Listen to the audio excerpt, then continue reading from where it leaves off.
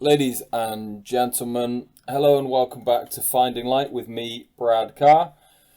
Today I'm very excited to bring you another episode with Scottish photographer Euan Ross. This was a fascinating conversation with another incredibly curious man. I think you're all going to learn something about how to stay curious, how to stay interested in the world. Euan runs a podcast called Biblioscapes, where he interviews other photographers about books that they've produced. I was lucky enough to be invited onto Biblioscapes back in 2022 to talk about my own zine stroke photo book, A Year Amongst Trees, and I've been following Euan since around 2022, so I've had a couple of years of following Euan and really intrigued by his work. He's quite minimalist and simple, and I'm sure if you head over to his Instagram or his website, which I'll link down below, you'll get an insight into Euan as an artist and as a human. We dived deep into his own vision and some experiences early on in life and traveling when he's a little bit older to shape his vision and his cultural understanding. So, ladies and gents, I hope you enjoy this episode with Euan Ross. So we are live with Euan Ross from Scotland. How's life up in Scotland at the moment, Euan? Yeah, it's quite dry after a couple of weeks of a lot of rain and some Right. snow for those people who stay up north. It's it's dry at least, so that's quite nice. A wee bit cooler, but I did see it was 19 degrees a couple of days ago, so that's Wow. frightfully I warm didn't for see this that. time of year. Yeah. And you avoided the snow then? Where are you based? I'm based in Glasgow, so I Okay. think we've had a little bit of snow, but generally speaking, we don't get much. I would say most of England probably gets more snow than we do seem to get in Glasgow, but up north, Highlands, and even down in the Lowlands, a lot more snow, which is where I'd rather be, to be honest. I'm sure you Better would, for yeah. photography. Yeah. When did you last make it out for a photography trip? I think it was about just before New Year. I think was maybe. Yeah, certainly went out just before New Year. One Saturday went in the snow, and then actually, no, tell a lie. A couple of weeks ago, I managed to get 15 minutes photography in a nice misty morning. Oh But yeah. the mist had the dew of the mist had frozen, so all the pavements, all the roads were just like black sheet ice. So I only managed 50 minutes because it took me so long to get to a location before I then had to go home again. So, Uh, not much photography this year, but hey ho, it'll come. I was going to say that could have been a fun little game to play 15-minute photography and see you running around Glasgow in sheet ice to try and get shots. Yeah. Needless to say, I've not looked at what the memory cards came back with, but that'll be something for later on Yeah. later on in the year. Yeah, we were just talking a moment ago about your approach and how your approach differs, well, greatly to mine in the sense that you like to sit and wait for a while before you edit and even look back on your images. Yeah. Yeah. I'm not one to rush out and process photographs from trips, as Dylan Nardini will be able to testify, who I go out and shoot with quite a bit. I'm perfectly content to let memory cards sit for a couple of weeks, couple of months, a year or so before I kind of start looking at the images. For me, and I've always said, I think if I came back, opened up the photographs, and then started editing, I'd be probably somewhat disappointed because what my eyes remembered as seeing the scene would be vastly different from what I probably photographed. So for me, really, I like to have a nice pause before I can then kind of approach reviewing the work and kind of take away that emotional connection from it and kind of just view it for what it is. So I can spend a lot of time before I get around to processing images, which is now a bit of a running joke amongst friends. But Yeah. it's kind of the way I like to work, and I Yeah. know everyone's very different, and it's lovely to see people who do like and enjoy processing images so quickly afterwards. But for me, it's just not the way I kind of like to work. I do it occasionally, but Yeah. not very often. Is that when you know you've got an amazing shot that you I just don't can't? know. I don't know if it's necessarily that. It's maybe just the odd shot that I think I'll maybe just share one Mm, this weekend or something like that. mm. Um, Yeah, or maybe I just end up having some free time, so I think I'll take a wee look and see what there is. But yeah, there's more often than not, it's a wee bit of time, maybe a Yeah. couple of weeks before I take the images off the memory card, and then it could be even longer before I start to process them, or go back and reprocess them actually after a few years, which would Yeah. be quite interesting. Yeah. Would you say that's an approach that you've kind of always taken with your photography, and or how's that kind of developed over the time? No, I would say over time when I first got into photography, which is maybe back in 2014, Yeah. I would say I was probably far more the norm, shall we say, in that I would go out, take some photographs, come back and begin to process them. Yeah, sure. And I regularly shared work at that stage, which was good for development and things like that. And I would just say maybe it's in the latter few years that I've kind of gone backwards and thought I don't really feel an urge to necessarily turn them around that quickly, because actually for me, a whole part of the enjoyment of photography is not so much actually processing them and sharing them. It's actually just being outside and enjoying the environment, and actually enjoying taking some photographs to start with. So I'm perfectly content if I go out and don't come back with many great keepers or any at all. Yeah. I don't want to do that every trip I go out on, but part of it's just the ability just to kind of relax in the outdoors as well as capturing and sharing work. Yeah. So what is it about being outdoors that you love? Is it something that you've always been interested in? I've always enjoyed the outdoors. I think it's just I like the mornings. It's peace and Yeah. quiet. Can just stand back, enjoy the scenery, enjoy the environment. I think just I love standing by the water's edge, just the ebb and flow of the water, the movement, but equally so walking through woodlands. Just some of the lovely smells and stuff like that you get first thing in the morning. It's just really quite a lovely environment to be in. I suppose when Sure. you're staying in Scotland, you're exposed to a lot of the outdoors pretty easily, to be honest. Yeah, yeah. And you mentioned just a moment ago that you're in an office, right? On a week to week So I basis. work. Yeah, my day job is commercial property, so yeah, that's very different from photography, which is part of the appeal of photography, to be Yeah, honest. But sure. yeah, in an office, I do a lot of traveling as well with work, but part of the appeal is getting out and about at weekends or whenever I can get time off, etc., to go out with the camera. Inevitably, you always get the best conditions when you're at work, but that applies for That's right, everyone. yeah. So it's part and parcel. It's part of the chase, though. That's the thing, I suppose. Yeah. It's a satisfaction, and you'll know as well the enjoyment when you get the right conditions, Oh, when you happen to be yeah. off work. It's great and you enjoy it, but it's frustrating when you're sitting at your desk and you can see Sure. lovely conditions outside the window. Yeah. It's kind of a yin yang effect, isn't it? You got to have the one to enjoy the other, I guess. Even more so, the days when you're stuck inside, you're wishing you could be out, and then even sometimes you're outside wishing that you could be in. It's such a strange part of Yeah, being a human absolutely. being, isn't it?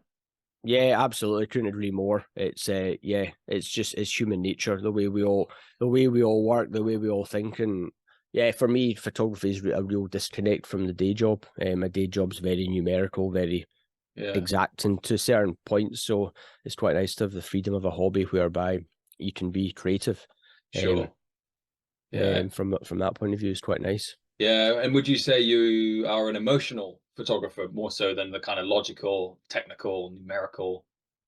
I would say it's probably a bit of both. I would Yeah. say, excuse me, over the years, I've certainly grown to know what I like to photograph, and probably take fewer and fewer pictures in that. I just disregard anything that I'm not really interested in, or anything that I know isn't going to work for me. So yeah, probably a mixture of both.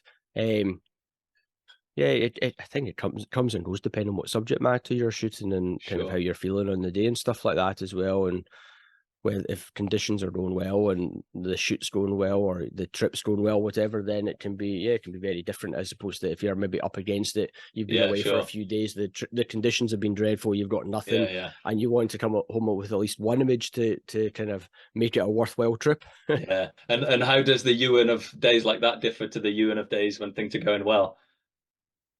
Yeah, well, that's it. I've I've always been fortunate enough in terms of most trips. It's certainly going away for multiple days. I've always come Yeah. back with something. Never always had great conditions, but generally always come back with something. So I think, yeah, taking a flexible approach, I'll happily shoot most things, and or try and attempt to shoot most things, which I think is always part of it as well. If you go away very much set on certain things, I think it's easier to be disappointed when those aspirations don't deliver, and probably more often than not, it's you go away hoping for mist, snow, whatever it is, and inevitably it won't deliver. If you go away hoping just for it to stay dry, then at least that way you can maybe go and get some shooting done. And but as we all know, and you'll know yourself, Brad, as well, it's like you can visit a location dozens of times probably before you actually get the shot that you want. Yeah.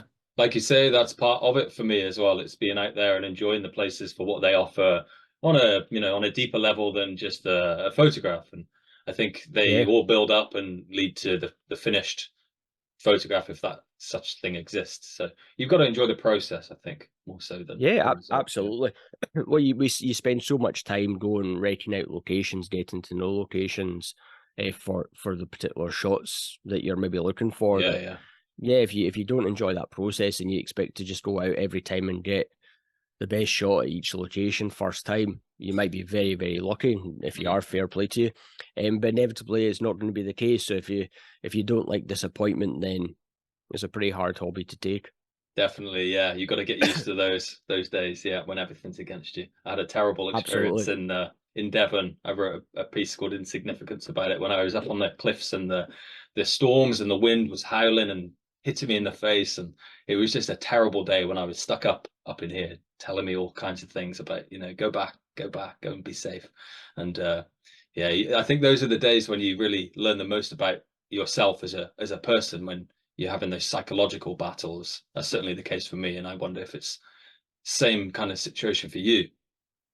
Yeah, I think I don't. I suspect they're probably subconsciously. I would say I'm a pretty relaxed and very laid back and down to earth. So, it's maybe a bit frustrating, but I don't know. I kind of just enjoy it. It's like I just take it as it comes, really. If some days, it does work, and other days it can be a bit frustrating. But I suppose it's maybe the combination of just photography is the part of the process. Part of it for me is actually being outside as well. So if I can get that enjoyment out of it, then and also I think for me, even if I maybe don't come back with the shots or conditions are just working against you, if I can find somewhere new, somewhere different that I can then go back to at a later date, then it's maybe not always a wasted trip. And I think it's maybe trying to eke out just where the wee positives, where the wee wins are when it's dreadful conditions. So that I suppose we all hope that we're better prepared for when you get the right conditions. But generally speaking, when you get the right conditions, you forget everything else that you've researched for a location, and you go and shoot something entirely different anyway. And then you think, why did I not get that shot? Why did I not get that shot? Or why did I do this? Why didn't I do that? And it's all part of the process, as you say, part of the fun and part of the fun, really. I think that's it. Don't take it too seriously. Yeah.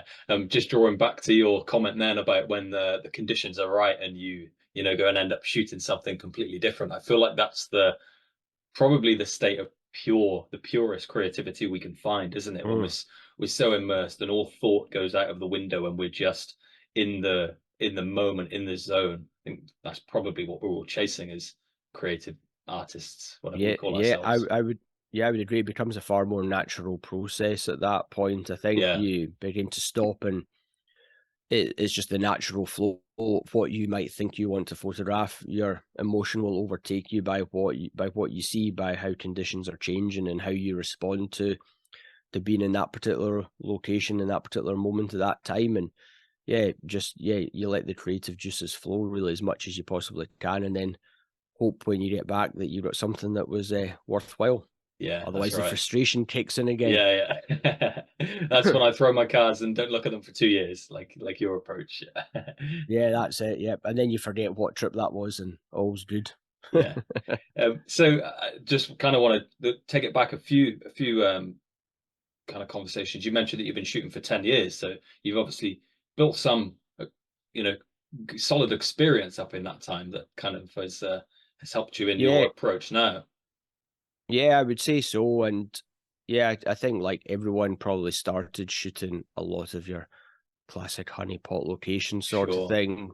Still enjoyed going round, did a lot of long exposure, then used kind of I think I remember I used a 35mm prime lens for a long time as well as the only Mm, lens, which was quite nice to do, mm, just to get into a different way of thinking in as opposed to zooms and everything like that. And then I think over the last kind of maybe like 3-4 years, very much come round to shooting. I've always liked black and white, always liked square, but now, yeah, that's all I shoot is, or all I share is black and white squares mm. these days, which is purely what it's what I enjoy doing. Yeah. I've nothing against color or other ratios or anything like that, but for me, it kind of helped me in terms of my processing and things like Mm, that, and my process just having some restrictions, which I quite actually enjoy working within.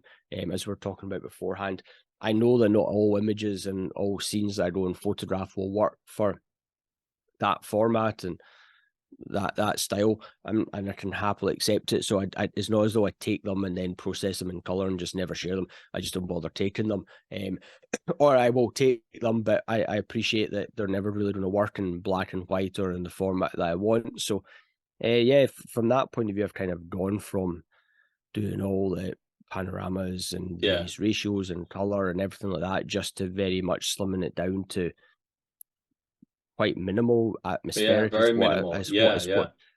is what I kind of enjoy. And yeah, just trying to simplify the whole process down so that I go out knowing what I'm looking to shoot. Really, Mm, it's not a case of thinking, right, okay, does this image work in 5:4 or 16:9 or yeah, whatever it yeah. is, or it might work in color or whatever. It's, well, I know so I shoot everything in square now as well. Nikon just keeps it in square, so that's ideal. I don't even need to crop it once I get it into the computer. Um, and yeah, it works for me, and I've Mm, kind of gotten used to that process, and I yeah, enjoy the process, and I enjoy the output, and I think it helps me to kind of just, my time's limited, my time's yeah, yeah. restricted, so I kind of want to try and get the most out of it. And my view is, I feel as though by making imposing those restrictions on me, Mm. I kind of develop that style, develop the processing technique a bit better than I otherwise would have if I was shooting colors and a bit of everything, really. Yeah. It sounds like you enjoy the restrictions. You went from using just a 35 Yeah, mil lens to now using square. And I feel like in creativity in general, there can be this overwhelm, almost overload with decisions that you yeah, have to make, whether it's a decision on a location that you have to go to or decision on the kit that you like to use. So maybe there is some beauty in being told, basically you telling yourself, no, you're using this, you're going to shoot like this, go out yeah, and find. There's no way for the brain to go then and almost paralyze itself sometimes. I've certainly done it yeah. myself. Yeah, absolutely right. For me, it works well having the restrictions. And I don't think the restrictions prevent me from photographing anything. To be honest, there's certain things that don't maybe necessarily work, or maybe don't work as well. And Yeah. there's other aspects that are maybe a bit more challenging in terms of work in woodlands. I find can be quite challenging when you're Mm, processing the conditions. You really do need to get quite, for me, I find the conditions need to be quite specific when it's black and white in woodlands. mm, Um, but that element then adds to the challenge of it. So when I do get those conditions, if I can get some shots, I find it more rewarding. And okay, I'm maybe not coming away with hundreds and hundreds of photographs because we get very little mist up here in the woods and stuff like yeah. that. But it's enjoyable and rewarding at that point to be able to produce work within those kind of restrictive Yeah. constraints that you kind of impose yourself on. And I don't think it does any harm to anyone to impose. It's like there'll be lots of people who maybe say, well, I'm going to go out for a walk and I'll only take a 50mm lens or something like that. That's imposing some form of restriction on you at that stage. Mm, So I think we can all benefit and learn from doing something yeah, quite absolutely. restrictive for a period of time. Yeah, well, this conversation has definitely inspired me. Just in the back of my mind, I've got some thoughts going on now about my own photography, and perhaps that's an approach I'll use over the next. Well, who knows? Maybe the next year could be a little mini project to Yeah, restrict myself and simplify. I mean, this year for me is kind of about getting back to basics. So something like that really fits that mold, I guess. So yeah, we'll see how things go. How about yourself? Have you got things lined up for the year ahead, Euan? yeah. My plan really is to try and share more work, which I kind of said at the start of January. And I think this year so far, I've managed to share more photographs than I shared the whole of last year. And how So to many be was honest, that? from Was that that point of, 6? I think I've shared 8 this year, so Yeah, we're off to a good brilliant. start, which shows Yeah, you last year wasn't a big year for sharing images. So yeah, so I've got a few images to share. I have a few handmade book projects that I want to kind of work on and oh, stuff like lovely. that as well. Maybe some small series of zines and stuff like that. So Yeah, just putting work out there in that sort of format. So that's kind of those are kind of the plans for the initial part of the year. A few small series and sets and stuff like that. yeah, I'm not big on working in massive, big, long projects for 50, 60 images, but a set of 10 to 20 images kind of works well for me and stuff like that. So yeah, I'll probably try and do something like that. So yeah, it's plenty out there. A few projects just to try and, or sets of work to try and finish off. So hopefully I'll get round to doing that. Been doing more processing this year, I think, than I've done for a while, which has been quite enjoyable and getting into a bit of a routine for doing it as well, which yeah. is quite nice. Great. Yeah, it's lovely to It's see you think share. Sorry. Yeah. Yeah, yeah, it's nice. Yeah, it's been nice. So I've got a few more images still to post up, but yeah, it's Yeah. been good to just put some out there as well. See what the Yeah. reaction's like. Yeah. And they're always recognizable. I know when I'm seeing an image of yours, so that's got to count for something as an artist. Yeah. Well, I suppose I suppose it is. It's I share work which I enjoy, and as I said beforehand, I have a pretty thick skin, so Mm, I'm not overly concerned what other people think. But yeah, it's nice. It's nice just to share work. I enjoy seeing other people's work as well, and enjoy sharing other people's work because it's a nice photographic community as well. yeah. And so many talented photographers producing so much nice work, and it's really nice to see different work as well. Sure. That's what I always enjoy, as opposed Yeah. to Yeah. So diverse, isn't different it? different locations or different takes on some well-known locations and stuff like that. Yeah. So Yeah. it's always nice, but it can be hard to keep up with what everyone's doing. Just the speed Yeah. at which it all flashes by on social media. Yeah. Which is why you must love doing what you do with your podcast. We'll go into that a little bit later, but that gives you a great kind of insight into other people's minds as well, doesn't it? Which you must Yeah, love. yeah, that's it. Yeah, it's great to hear what other photographers do and just see what other photographers produce, because I don't think anyone purposely goes out to copy or anything like that. But Mm, everyone takes influence. You sure. will always, you might be standing somewhere and you might remember how someone else has created a shot or shared a shot from here in a particular style that might inspire and influence Sure. you, which I think is always a good way to look at it. And yeah, I don't think anyone wants their own copy. Everyone wants to put their own mark and own take on things, but it's impossible not to be influenced in some shape or form, just because the amount of media that we see these days.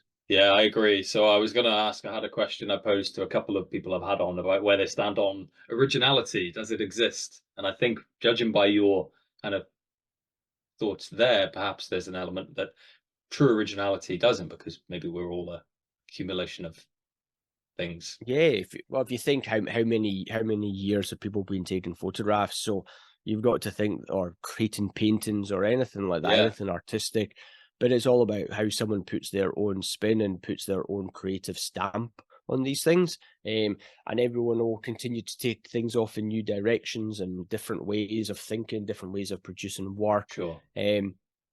So yeah, I'm all for, yeah, I think everyone's got a creative side to them, and some people just maybe like to push the boundaries a bit further, and some Sure. people it's maybe a comfort level, and then it's the question is how much further can you push it? Much like when you're looking at photographs, is right. You think the highlights are at a certain level. In fact, how much more can you push the whites before they become totally blown out? And actually, you can probably push them quite a bit more, and then all of a sudden your photograph is dramatically changed from what it was. Sure. Yeah, and then it's in the eye of the beholder as to whether that works or not, and the eye of the artist, right? Yeah, absolutely. What one person sees and what you see in your own work, someone could see something entirely Yeah, different sure.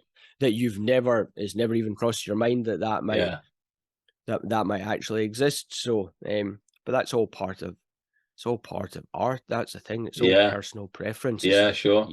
It's non-exacting science. It's the same with like photography competitions. It's all personal preference based on someone's eye. You can ask 100 people, and you can guarantee you'll get 100 different results in terms of what people like. They might like the same image, but you can probably guarantee that they'll all like slightly different parts within that same image, depending on what they as humans and individuals are attracted to and Sure. are repulsed by as well to a certain extent Yeah, too. sure. So we got to keep producing the work that we believe in, I think. Yeah, absolutely. I think you've got to. Everyone should just be producing the stuff that they want to, that they Yeah, enjoy, absolutely. and there'll always be people who like it. There'll always be people who don't like it. It's not Yeah, their cup of tea or whatever. But if it's what you enjoy as an artist, then yeah. fundamentally, We're going to be the ones it's looking back at this work one day when we're lying on our deathbed somewhere, thinking, "Yeah, I believed in everything that I was doing then." Hopefully. Yeah, that's it. And I understand from people who it's their job, because yes, you've got to do something that's actually Mm, commercially viable. So you have to take a different approach, because what work you might want to do personally, there may not be the demand for that, and that I totally get. But as amateurs, when if you're not looking to make money, I don't look to make money at all. And I do it purely as a hobby and as escapism from my day-to-day job. yeah, yeah, It's all about what you want to produce and what you enjoy as an artist yourself. And if you can't do that, then in my view, it's the wrong hobby, yeah. because you're doing stuff that for other people's benefits. Why bother? You may as well just Sure. do something that you actually enjoy yourself. Yeah, that would absolutely kill me on a personal level. If I Oh checked yeah, myself and realized that I'd been doing things for the sake of other people, at some point I'd be yeah, incredibly sad and depressed probably once I look back. yeah. I would totally agree. Yeah. I just want to take it back a moment. I had a question Yeah. with regards to you being thick-skinned. We just talked about, putting work out that you enjoy and that you believe in, and never, you don't care what people think. Has there ever been a point when you've taken things on board and cared a little bit, maybe towards the start of your journey, or have you always been like I would, this? I would, I would always say I would take on board comments, Mm, and whether they're constructive or not. But I think it's maybe just my nature in that I know what I'm doing, and it's being in the early Scottish. days, yeah, in the early days, I knew the level I knew the level that I was working at. So from that point of view, you can understand, and I could see from other people's works in terms of where you can improve and stuff like that. Um, but yeah, I just think, well, I'm doing what I enjoy doing. So frankly, if other people like it, great. If they don't, then it's really no skin off my nose to a certain extent. Yeah. And I don't need praise, etc. to Approval. know Yeah. where. Yeah, I don't. Yeah, I Yeah, don't. Yeah, great. that's it. Yeah, Yeah. and there's nothing wrong with seeking that. I totally get it. But then I think, does that impact you in terms of what you're maybe producing, work that you maybe want to produce, or how you maybe react if people say something that's maybe not intended in a negative way, but you take it as being a negative way because it's not what Yeah, you're yeah. used to. And you see lots of debates online about unsolicited feedback and things like that, and it's always an interesting one, I think, because I Mm, think there's good ways of providing feedback, and there's a lot of not good ways of providing it. And I think to provide constructive feedback is a real skill in itself, to be yeah, perfectly sure. honest. Yeah. um and there's probably definitely people who are a lot better at it than others. But yeah, I think if you're putting your work out there, are you opening yourself up to Mm, constructive feedback in today's society? Regardless of whether you think you are or you're not, you yeah, probably are. sure. Just with the way social media and things like that are. And um, yeah, it's a tricky one. Absolutely, yeah. I think being on the giving end of feedback, that wouldn't be something I'd be comfortable doing without probably asking a person. But not everybody's like me, not everybody's like you. So the world is diverse and we've got to accept that things are going to come that we're perhaps not willing to take on board, but it's fine. It's all a game of learning and growing, isn't it? So. Yeah, absolutely.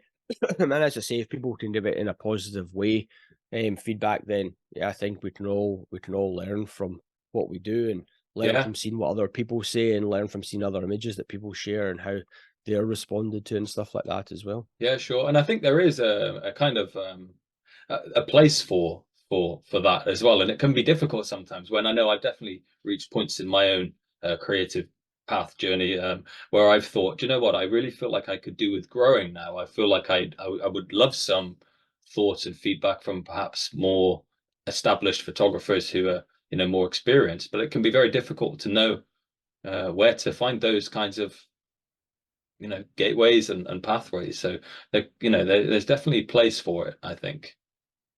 Yeah, I would agree. I think there's definitely situations where there's probably a safe place that people feel in terms of getting feedback.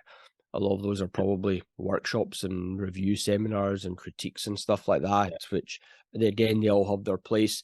But I think there's probably some people out there, I'm sure of a few people who probably have like private groups between a group of friends, photography friends from different backgrounds that they probably know, that you can probably have a safe conversation with, of soliciting feedback from your fellow friends who know your work, know how you might respond to it and stuff like that, which still enables you to kind of keep pushing the boundaries and driving your work forward, if that's what someone's seeking to achieve from photography. Yeah, definitely a place for it. I just want to go back to your body of work, Euan, now, to kind of look at the evolution of how you're seeing the world now, because you mentioned before that you've got a kind of recognizable style, if you like to call it style. I guess you kind of know what you're seeing. How have events in your life, what has kind of shaped that vision, if you like? I suspect it's probably also been shaped by just the sort of artwork that I enjoy, and the simplicity and the simplistic nature of what I enjoy as well. I also find, being perfectly honest, I find very busy scenes very difficult to process and work and figure out from my personal perspective. So for me, I just find cleaner, minimal scenes I find much easier to process and work my way through, compose within. And then black and white, I suppose I've always liked the simplistic nature of it, and just how you can work with the range of tones to process the work and to shape the work as you see fit, sort of thing. So the square black and white format is just something I like. It's probably been influenced by other photographers who I like in terms of some of the work that they're producing, no doubt about that whatsoever. But at the same time, I don't think I try to replicate what they're doing. I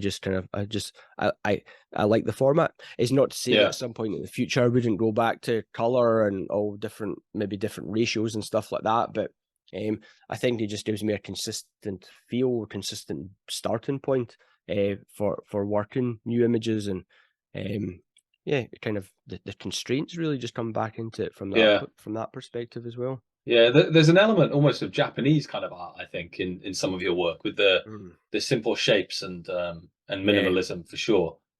Yeah, well, and again, for me, photography really started as a love of travel.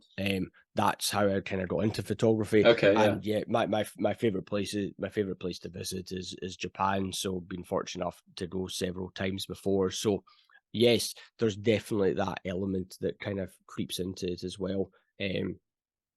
Because just the simplistic nature, and as you say, nice shapes, patterns, the tones Sure, as well. Yeah. I like simple structures. It's like, I think I posted one, it's like about telegraph poles. A lot of people hate telegraph poles and pylons. I've kind of grown to like them. I still curse them every once in a while, but actually the just nice simple structures in the landscape that can then kind of just take a bit of mist, snow, whatever it is, just to create a bit of atmosphere, minimalize and kind of just they begin to stand out themselves. And that's kind of really what then works well with me, and it's in the patterns and textures of the ground as well, just to create a bit of depth. Depth to the image as well. And then I can then begin to see the elements processing wise what need to be worked on to kind of bring the image to how I want to present it, which could be totally different from reality, and I'm perfectly comfortable with that, to be honest. Yeah. What is it about Japan? Why did you particularly fall in love with Japan? I love the combination of tradition and also the fact that they're so technologically advanced compared to most other places. It's kind of like the clashes of cultures to a certain extent Okay. there. Japanese food, everything like that. There's just a simplistic nature to it as well. Culturally wise, so very different from anywhere else I've kind of ever visited. And yeah, just very, very set in their ways, and they like to retain all their traditions, which I think in this day and age is something to really shout about, because it's so easy for many developed nations just to kind of like forget their history going back 400 years. And you think how Japan maintain their gardens to such exquisite levels is really quite wonderful, and they're beautiful things to go and visit. So peaceful and tranquil as well. Yeah, it's high on my list. Definitely recommend it. I would go back in a heartbeat, to be perfectly honest. Really nice place to go. Yeah, there's something about their philosophical minds as well. I just fall in love with the way they think. Some of their words, and the depth behind them, and what they like to practice. Yeah, I totally agree. But then on the flip side, I love their train system. I could literally happily sit and ride bullet trains all day long, because as a tourist you can cover vast different distances seamlessly, really easily. You can get about the country really well. You can go and visit so many different locations, have so many different experiences. Whereas if you go to so many other countries, you're wondering, right, how am I going to get from A to B, and what happens if the train's late, etc., etc. Whereas in Japan, you just don't need to think about that at all. Everything turns up on time, and everything's so well connected. So it really allows you to kind of travel a good distance of the country and have a lot of different experiences. Yeah, so it's kind of the polar opposite of the UK then. Everything's late. And absolutely. Totally the polar opposite of the UK. Where else would you say has kind of influenced the way that you see the world now then? Are there other countries or? Yeah, I like a lot of the northern countries, northern hemisphere countries, cold countries.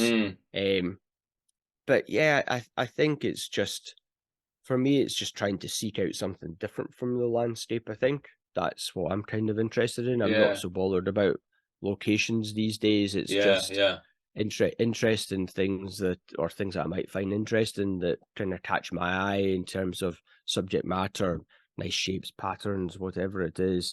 And just trying to create something a wee bit different from it, as opposed to the traditional big vistas or big locations that everyone maybe likes to go to visit. So for me, that it's kind of the challenge of finding those sorts of locations that just produce something a wee bit different, away from the norm, which I'm quite comfortable to kind of do, and just build up small bodies of work that way. Yeah, and there's a lot of bodies of work on your website I noticed, and one of them you've mentioned about the woodland. You mentioned on Instagram recently, actually, how you struggle with woodland, right? Yes, yeah. So is that an area that you'd like to venture into a little bit more and work on some more bodies of woodland? Yeah. It's always somewhere that I'm always keen to do more woodland photography. As I said, it's like I find really that the scenes can be quite confusing for me, very busy, which I don't like the busy scenes. And to be brutally honest, you seem to get missed on tap down south, whereas I can probably count on one hand how many days of mist you get in west of Scotland in a year, to be honest. So the opportunities are few and far between to do it. And then if you are getting missed, then there's probably other locations I would want to go and try and photograph. So it is something, if I could photograph it more, I would love to. I'm always keen to try and take a different approach. Yeah. But yeah, it's just finding the time to do it. So when I do have the time and if conditions are right, it's just trying to put a maybe slightly different perspective, or take a slightly different perspective from Yeah, sure. what I might otherwise do. So Yeah. it's always nice just to push yourself one way, even if it's something that's a Yeah. wee bit out of the comfort zone. Yeah, Because and go on. it's the only Sorry. way you can improve. It's the only way you can improve Yeah, or get any better at it. absolutely. And I had a question about curiosity. What does curiosity mean to you in terms of photography? You kind of answered it there, where you kind of like to experiment and try things. Yeah, absolutely. Experiment, try things, new locations. I really enjoy shooting new locations as opposed to going back and shooting the same locations. Albeit, I like to shoot the same locations in different conditions. But yeah, it's trying to find something different, trying to find something in the landscape that captures my eye that I could be photographing in a whole host of different locations. Fence lines that go up fields. I Yeah, really sure. quite enjoy Yeah, yeah, doing. I'd quite enjoy doing that, and you begin to see these things as you're driving down roads and stuff like that. And if you can then get the right conditions, obviously snow's quite good. You yeah, begin to see just nice patterns in the fields. yeah, So it's building up those sorts of ideas in the back of my mind that I can then say, right, I'm going to go out and I'm not necessarily going to a particular location, but I'm maybe going in searching of certain topics or certain subjects that I think, okay, this sort of thing might work, or I can kind of just build on this body of work regardless of wherever I am in the country. So if I'm up north, south, east, west, whatever, then it's kind of just building on ideas as opposed to building on set locations. And wherever sure. it is, it's kind of irrelevant, really.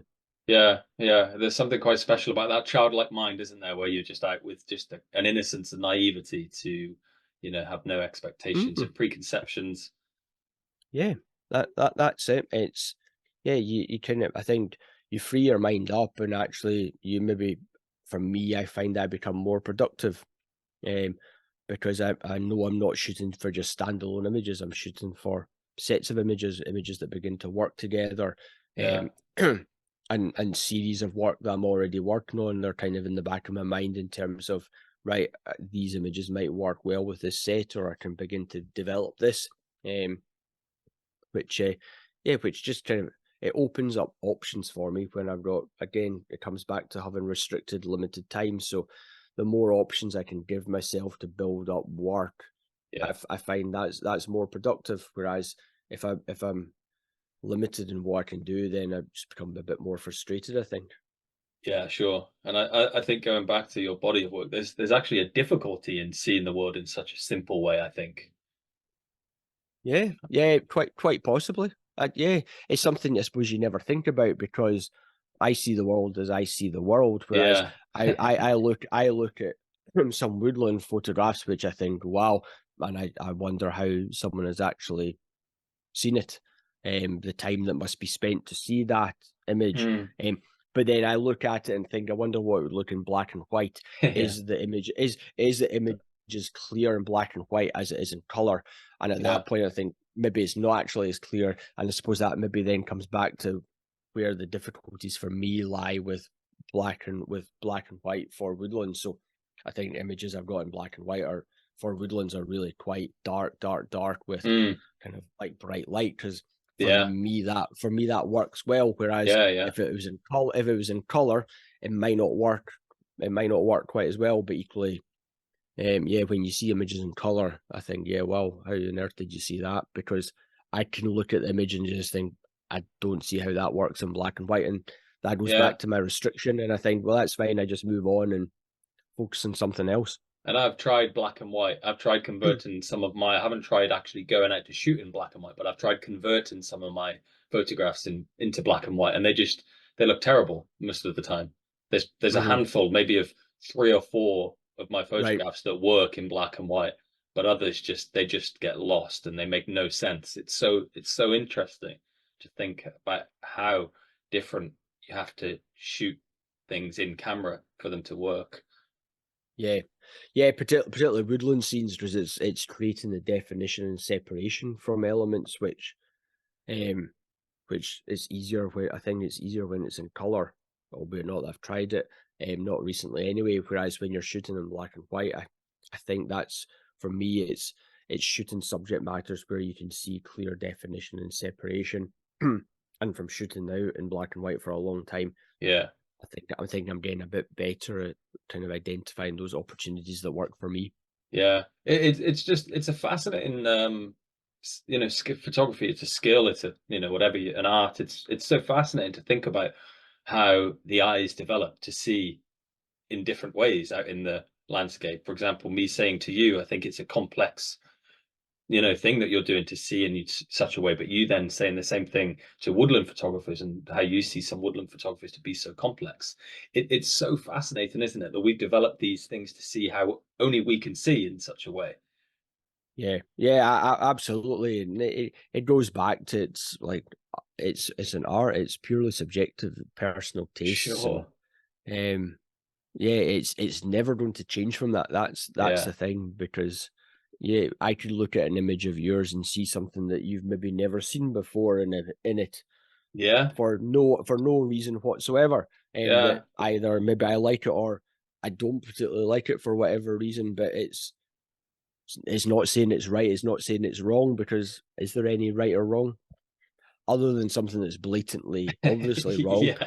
But then if something's blatantly obviously wrong, maybe it's blatantly obviously wrong intentionally, in which point it's maybe actually right. So I don't know. So many grey You could areas. probably make yourself believe anything, to be honest. You could, yeah. And I said to somebody the other day, we were talking about truth, and I said, "But whose truth? Is it your truth or my truth? Because truth can be different. The same as right and wrong can be different depending on so many factors. And it's the same Yeah, with this art that's form. it. Yeah. And also, even when you're looking at even when I'm looking at my own work, I'll see things one day that I will see Yeah, entirely differently the next time, and it's part of the fun and games. That's the thing. I agree. Um, I think life is about growing and changing, and if we're growing and changing to the yeah, point where we don't like something we did yesterday, then that's brilliant. I think we can yeah. look back and say, And "Okay, I've learned." I think it's even more interesting to go back and look at work that you've taken many years ago, and to reprocess it again and see how you take Oh a yeah, different approach to the same images. Is quite fascinating to yeah, see just how you would maybe crop it down in such an entirely different way, and all of a sudden you're cropping down a wee small image out of a big shot that yeah, you yeah. took. I remember looking at one shot, and I think I kind of like taken the middle section, and then when I Mm, went back, I kind of took a bit that I disregarded, and that actually made for me a nicer shot wow. many years later, because your tastes Yeah, have changed, or you begin to see things differently, or what you're looking for is maybe somewhat different, and elements of the scene have changed as well. But for me sure. now, it's yeah, everything's taken in the square, so I don't need to crop anything these days. Which Yeah, some people say they wish Nikon would allow you to retain the whole frame. I'm perfectly happy with it just cropping and getting rid of the sides, because I don't use them, and it's one less step in the process. yeah, and less data on your card too, right? Which you have to be Well, that's careful of it. Yeah, that sometimes. all adds up with the Depending how size of trigger files. happy you are. Yeah. Well, that's it, or the size of files you get these days, and I do wonder why the need for such high megapixel cameras for what most of us do with our Yeah, sure. images. Unnecessary, really. That's an Yeah. entirely different story Yeah, altogether. yeah. Euan, I'm Bit techie, curious. that. Yeah, yeah. Probably the wrong podcast for that. I'm not much Yeah, of a yeah. techie person. Hopefully so. Hopefully, yes, dude. To be honest. I'm curious as to you as a youngster. Were you a creative child, creative teenager in Um, some way? was I when I was at secondary school? I liked art a bit, but there was no. It wasn't as though there was like strong art links from my family at all. So I don't really know where that kind of came Yeah. from. But my wife's side are all very artistic. Both her parents are painters, very successful painters, and she lectures at the Glasgow School of Art as well. Oh So wow. very artistic on that side, but not so much on my side. So I don't know really where that came from. But yeah, I enjoy it. It's just a total switch off, Yeah, well, which is what I do. yeah, yeah. I think you kind of answered the question before when you mentioned about your travel. I suppose that's probably been the biggest influence Yeah. and waking up to different cultures. It's a way to, I guess, to expand the mind and maybe discover new parts of yourself that perhaps weren't there before, like you mentioned, and meeting your Yeah, wife as well, of course. yeah, absolutely. I think, yeah, depending on what your life takes different paths, and at some point, yeah, it's maybe just stirred something inside me that thought actually I quite enjoy capturing the landscape. And yeah, I think over the years, definitely travel's had a big influence just in terms of the locations been to, seen and stuff like that, which is always fascinating. And now we kind of travel around in our camper van, so that's Yeah, quite good because it gives it a totally different feel to go and see some new location somewhere a wee bit different, and yeah. explore more of the UK, which I think is really quite nice and fascinating as well. Yeah, and I'm looking forward to you getting down here to Wales at the end of the year. I'm going to Can't wait. show Yeah, you a few nice spots if you can find the time, particularly yes, woodland. I think there'll be some woodland for you around the area, good, and good. hopefully Look forward to it. some mist because we tend to get quite a lot down here. Yeah, Yeah, far more than we get up here. yeah, yeah, But no, it's great. And it's nice just to explore new locations and new areas, yeah, which I always find really enjoyable. Really, yeah. really enjoyable. And there's a beauty in that curiosity. It's something I'm such a big believer in life in general, and I think art can be the kind of the funnel for all of that really. But I guess going back to my question to you about your influences and going traveling, that all starts with curiosity, doesn't it? And I think there is such a truth in getting back to that childlike, curious, naive, innocent kind of way of living, which can open us up to so many possibilities in who we can potentially become or whatever. Kind of playing a game of taking little pieces of puzzles and building them into ourselves. I think it all starts with curiosity. Yeah, I know, absolutely. I think, yeah, a curious mind is a very good mind. Um, because yeah, it's exploring, it's pushing yourself, taking yourself in new directions, out with your comfort zone, out with your normal environments that kind of just get your mind active, get your mind working, rolling. And yeah, you talk about influences and ideas and creative inspiration, things that you see, you read, you watch, whatever it is. These things all just contribute somewhere. They store away in the back of your mind, and Sure. at some point you draw on influences, you draw on things that you remember or something you've maybe seen, and you think, yeah, Yeah. that might influence or work well here, or you kind of bring it back into your mind. And it's how we all work, and then the adrenaline kicks in as well, and you forget all about that, and you just go and do something totally different. Yeah. It's all part of the creative process. That's the thing. And I think it's also interesting listening to hearing about other people's creative processes and how other people approach things. And I think we can learn from how other people maybe tackle Yeah. certain subjects, and draw an inspiration from that as well. Yeah, and that gives me a brilliant segue. I told you we'd find a segue in to talk about Biblioscapes. That gives me the perfect one to transition into that. So, where did the idea for your own podcast, in which you interview people about their books, right?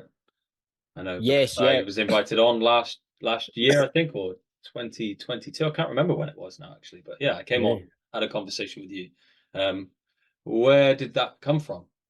Yeah, so back at the start of lockdown, which is what, about April 2020, a few friends knew that I bought a few photo books, which you can obviously see some behind me on the Yeah. shelf, and were asking for any recommendations. And so I kind of started taking just like wee time lapse videos to Oh send yeah. them on social media and stuff like that. And I thought, well, it might be quite interesting to put together a website with proper flick through videos, etc. So that's kind of where the idea started.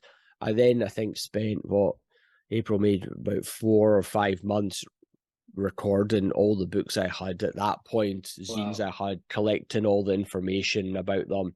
And the format's not changed at all, and it's a simple while still providing as much relevant information. I then wrote to all the photographers and said, "Do you mind if I have a full video of your book on the website?" No problem. So that was it, and I think it launched with, I don't know, just under 200 books or something like that. I Okay. think that now I'm just I think I've now got over just over 500 books in total, Wow. and I think there's maybe about 400 or something on the website, maybe Wow. 450. So That's amazing. Yeah. something like that anyway. So that's where it is, in a total variety, and that includes all the zines and stuff like that, which I categorize as photo books. So Yeah, then, sure. August 2020, the website launched, and then I had the idea that it might be interesting to do a podcast speaking to people whose books I have about their book, just to provide a different insight. Because Yeah. everyone, or a lot of people, might write a foreword or an afterword or a bit of blurb and stuff like that. But for me, there's only so much you can take from that. Whereas actually having someone to describe and talk about their work, I thought it might be quite interesting. It might not. So with the help of Darren Rose, Rachel Talibert, and Richard Ernie, I kind of did 3 sample test episodes on the basis I knew them well enough. So if it went Pete Tong, I could kind of just can the whole thing, and Yeah. no harm was done. So that was back in September. I thought in order to build up the numbers, it'll be good to do it weekly. So Yeah. for about 105 episodes, I did a weekly podcast, which looking back on it seems absolute madness. Yeah. And since then, I've been doing it kind of fortnightly. So I think Yeah. I'm Yeah. up to episode 138 or something It's like that. amazing. Something Yeah. like Brilliant. And it's great. It's fascinating. Yeah. The variety of people I get to speak to is really important to me. So and as I always say, it's like there's people who have self-published a zine of 20 copies, but there's people who have been published by whoever it is, but big publishers 3 or 4 times, and everyone's got such a different experience to talk about. And it's wonderful just to hear how people approach it, how they approach the work, where their ideas for the book came from, when it became a book, how they approach sequencing, how they approach image selection, why they've done this, where the inspiration ideas from. And yeah, it's great and really fascinating and interesting just to hear people have to verbally talk about something that's a physical object. Yeah. Yeah. And I'm sure you're learning so much from people. Are there anything, any lessons, and is there anything in particular that you feel has particularly stood out to you since you started with Biblioscapes? Is there anything? I think it's always interesting to hear how people tackle selecting their images and image sequencing and stuff like that. And Yeah. some people are very set in how they want to do it. But I think is there a right or wrong way to do it? There's probably no right or wrong way to do it, but you certainly see sets of images that are better sequenced than others. What I think is also quite interesting is that I think if I was to ask most people, a lot of people, their definition of a book is certainly like a coffee table hardback book.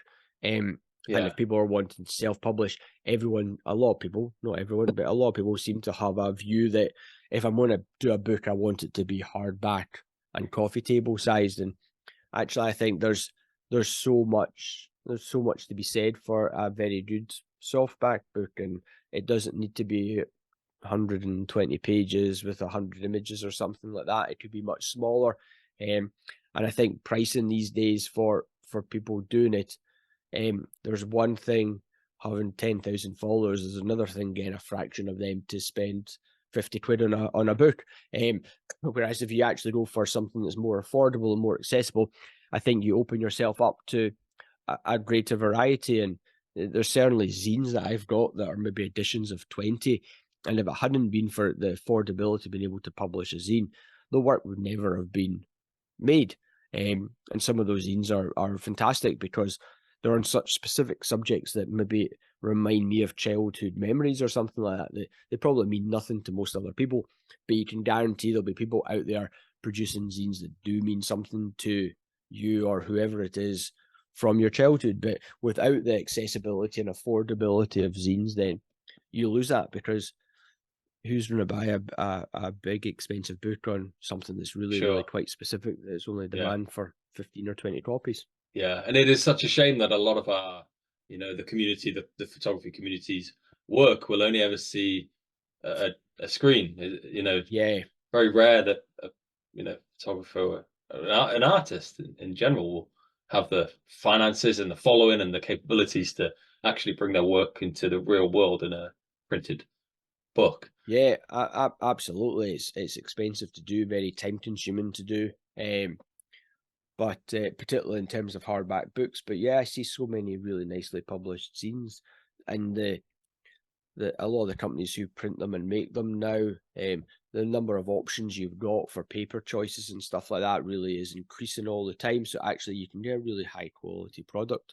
But there's something just so nice about viewing a body of work on paper and book, where someone is taking time to dictate and control and choose how images are displayed, what order they're displayed in, the size that they're appearing at on page relative to maybe the other images around them. And it's really nice. You can just pick a book up and kind of revisit it every so often and take inspiration from, which I Yeah, think sure. is really nice. Yeah, and there's some wonderful minds behind a lot of this work that rarely gets shared, because we just see a photograph on the screen, and there's Yeah, very rarely any further depth behind the meaning and the why and the photographer themselves. So I think there's place for books, and even just diving a little bit further into people's bios on their website, it can give you such an insight into who the people are. Yeah, yeah, just absolutely. And it's like you look through so many galleries on websites, and it's just a grid format as it is on social media, etc. So the fact that someone has gone to the time to sequence a body of work in a particular way, they've maybe written essays or poems or bits of text about it. There's then also the physical attributes of it, the materials, the paper choices, which can have massive implications and on how you view and how you kind of take in and respond to the images. And it's nice, some books you see, they can be quite abstract, and you maybe find there's no forward and it's an afterward, so it allows you just to view the images as you see fit and respond to them as you want to, and then you get a bit of insight at the end in terms of this is actually what you've been seeing, or this is the background to this body of work. Loads of different ways to approach it, which is always really interesting. Everyone does yeah, approach it slightly differently. Um, Again, there's no right or wrong way, but there are certainly maybe better ways of doing certain things. yeah. Um, It's really and interesting that then you say that about the forward and afterward, because I never thought too much about that, about the photographer offering their thoughts first before the yeah, book. And yeah, it can make a huge difference, couldn't it? yeah, absolutely. If Mm, you, yeah, depending on the body of work or the style of work, it could massively influence how someone maybe responds or yeah, views that work. Um, Particularly maybe if it's something a bit more abstract or unusual, whereby if you're told a bit more about the work at the beginning, do you then view it very differently from how you would view it if you knew nothing about it, which I think is probably the case. yeah. Where would you stand if you were to produce a book? Would you like to offer a forward to offer some of your thoughts and context around your images I first? don't know. I think depending on what images I was presenting, I would do it could vary between before or after. Um, so I think I think it all depends on whether you're trying to set a scene or whether you're wanting to tell people the background to it afterwards. Yeah, I don't think there's any. Well, there's no real right or wrong way, but there's maybe better ways. At the end of the day, it's all down to personal preferences of the artist yeah, who's sure. presenting the work. It's how you want your work to be seen, Yeah, and if you want to tell people about it beforehand, then who's anyone else to argue with? yeah, But then it's interesting just to see how people tackle sequencing and tackle image selection and curation and stuff like yeah, that as yeah, well, yeah. There's because they're all. so much to it. Yeah, Yeah, and you can spend hours when it's your own work. You can spend hours and hours and hours just tweaking yeah. two images into different orders, and you'll know yourself the impact and implications they can have on the rest of the work. Yeah, it takes a lot to sit and kind of actually make the decision to say, okay, enough's enough. Yeah, This is done now. yeah, you can continue for day after day after day and probably never get anywhere. Yeah, exactly. But again, that's the whole part of the fun, I think. And I think once you do it once, you begin to learn from it, and there's probably opportunities to do it more and more and more as well. Yeah, But yeah, it's good. It's interesting to see work that people come out with and people doing different things. Collaborations between maybe multiple photographers, always quite an interesting thing to do as well. Incorporation of essays is another quite nice touch, and maybe mm, photographers responding to essays or the essays written based on the photography. yeah. That's certainly an approach I'm incorporating at the moment, is more essay writing to give a lot more Yeah, wider context on photographs. I feel like photographs can say one thing on an emotional level, but the blend of the photography and the words can then offer almost a logical kind of yeah, and emotional blend. yeah. It can give an entirely different context as well to someone who's looking at it. Yeah. What fuels you to keep going with Biblioscapes then? Good question. I enjoy chatting to people. I took a bit of Yeah. a break over the summer, maybe 3, 4 months, which is quite nice and very much refreshed and needed. But it's always just really interesting discussions. As long as people are producing interesting books, then I'll continue.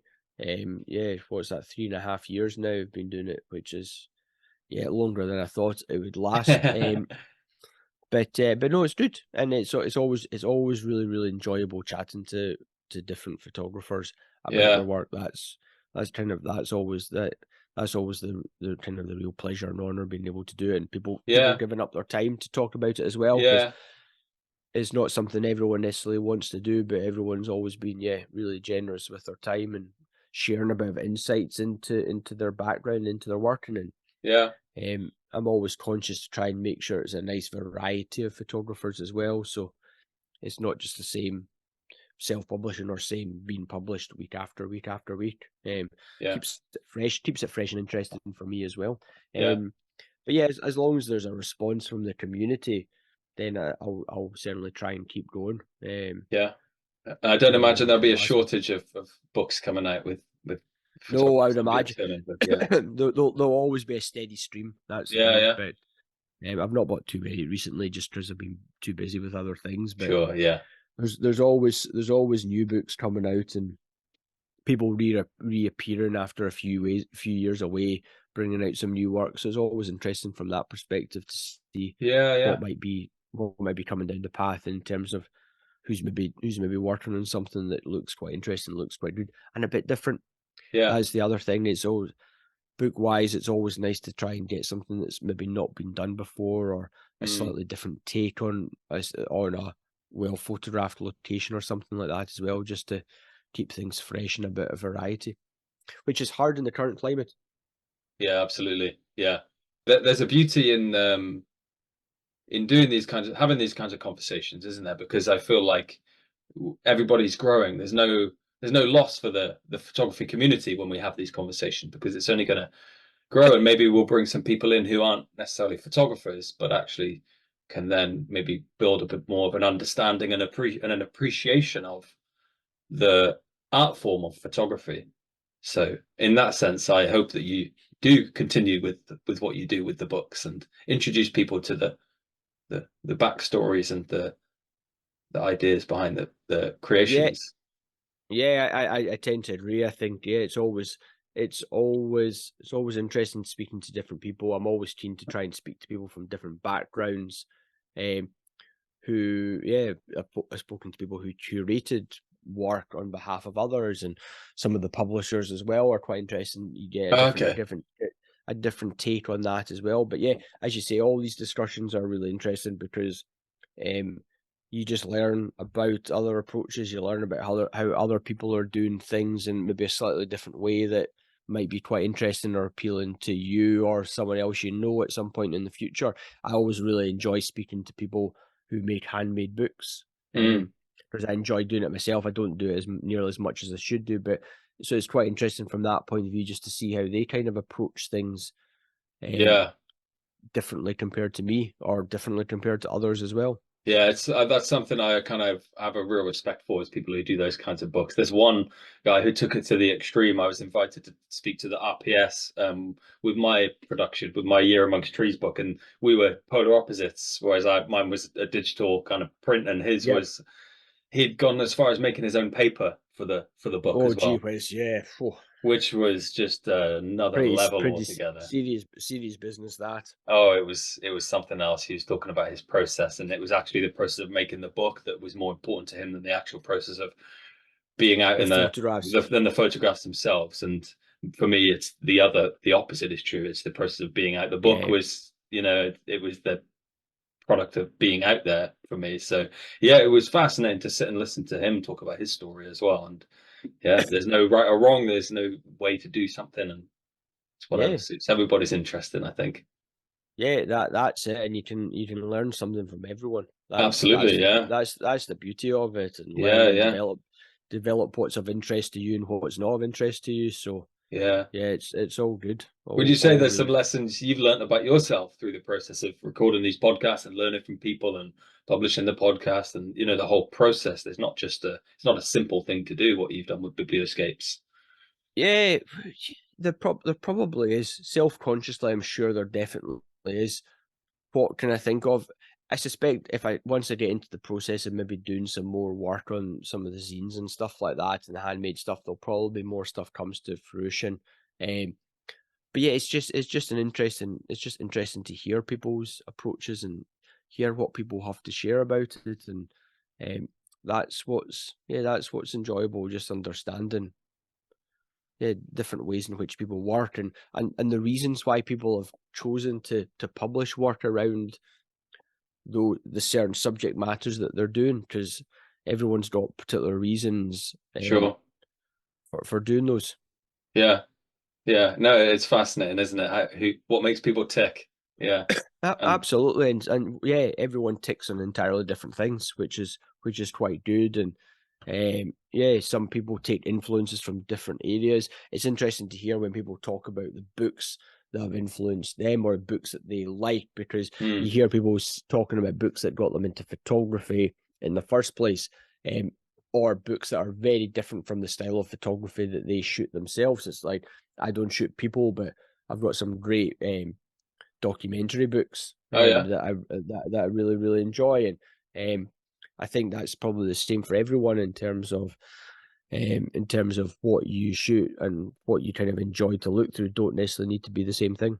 Yeah. Throw us some curveballs then on the bookshelf. What are some of your top recommendations? And they don't have to be landscape nature. They can be Yeah, so complete. Jim Mortram's book Small Town Inertia, that's absolutely fascinating. I really really like his work. I think the first one's out of print. I think he's working on a second book, Right. Yeah. and he's it's just photographed his local community, people in the local community, and he's got little captions and stories beside all the photographs, and it works really really well.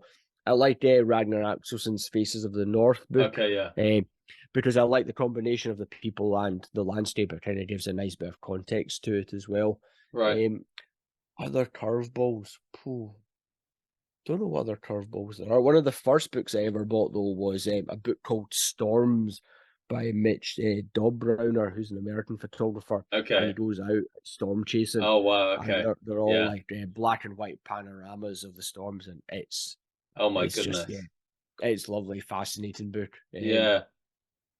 But yeah, there's a whole variety of just wee zines and stuff like that I've picked up How many over do you have years. That there? are, How many do you own, book wise? book wise, it's just over 500 now, I think, Oh in right. Oh, terms of so the ones that are on your website you actually own as well, of course. yeah, I own every single book Wow. that's on the website. Because that's what it's always been. It's always my personal collection. So it's always what I've kind of curated from that point of view. But I'm always on the lookout for new books. Oh, there's a good Yeah. still life book that I bought somewhere. Oh, and that was a book that someone had mentioned on one of the book club events. It's broken something. Broken Spirits is the Oh name wow. of the Okay. book, Sounds and like it it's was got about. some depth. It's absolutely fascinating, absolutely stunning, black and white. I can't remember the photographer's name, but it was about £4 on Books or something like that. And it was we did the book club event, which I kind of run every month or so, and people present different books around a certain topic. And I think there might have been a dozen of us on it, and I think about 9 people ordered the book, and one Right. person was presenting it, because it was just absolutely fantastic, really really nice. So again, doing the book club event is really good, because I've got people from Europe and America and all over the place join. So they are exposed to very different photographers than you or I based in the UK Yeah. would Yeah. be exposed to Yeah. through social media. So it's really interesting to see the names and photographers who they kind of take inspiration and ideas from, that you'd probably never have heard of. Sure. So it's really quite fascinating, and just bringing totally different people from totally different backgrounds with different interests together to see what what a particular theme means to so many different people, and how it can be interpreted in so many different ways. Even just like the word color. If you said color to so many people, you would get a whole variety of books. Which is interesting, and that helps keeps it all fresh as well, and Sure. discussions and sequencing and everything like that as well. So again, I think we did a session whereby I gave a same set of images to everyone, and you'd be amazed at how people viewed the same 10 or 12 images in entirely different ways and view it in a different order all the time.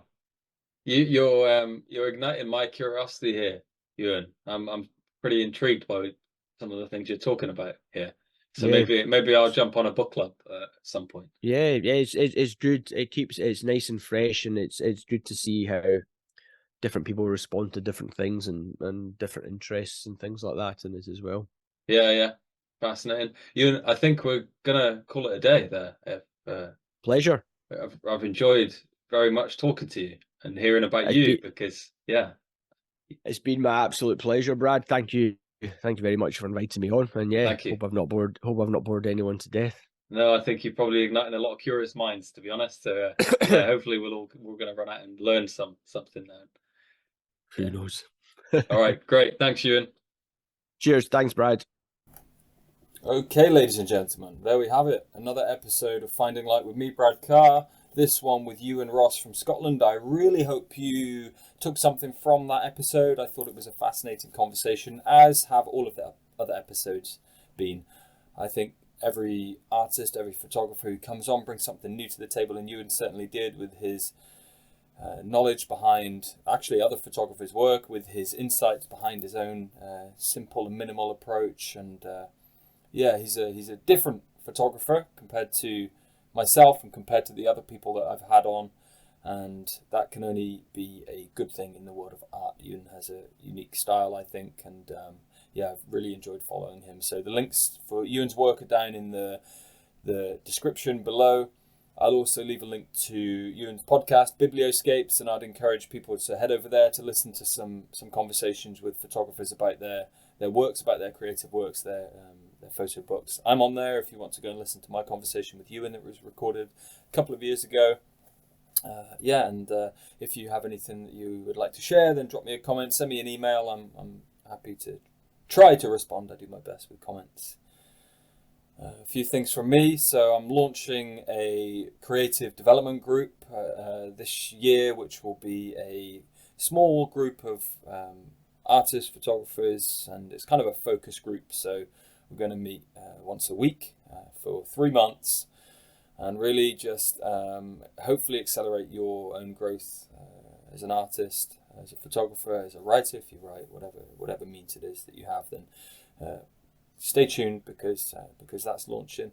I've also released a lot of new workshop dates for this year, and I'd be very glad to meet you and to show you around some of my favorite places and share some knowledge of photography and of philosophy, psychology, all of this kind of stuff that blends into my own body of work I like to talk about on my workshops. So if you're interested in that, then head over there to my website and find out more. Finally, I have a residential workshop with Mark Robbins lined up for November. This is a 5-day, 4-night intensive kind of creative retreat stroke workshop. We're going to be doing a lot of introspection and sharing some conversation about the art and about ourselves, and really just diving deep into our own souls, really, to figure out why we do what we do, and hopefully send your creativity to a new depth. So that's all from me. I look forward to bringing you more conversations this year and plenty more solo episodes where I want to share some of my own thought processes behind photography and behind art. So I look forward to speaking to you all again. Take care. Bye-bye.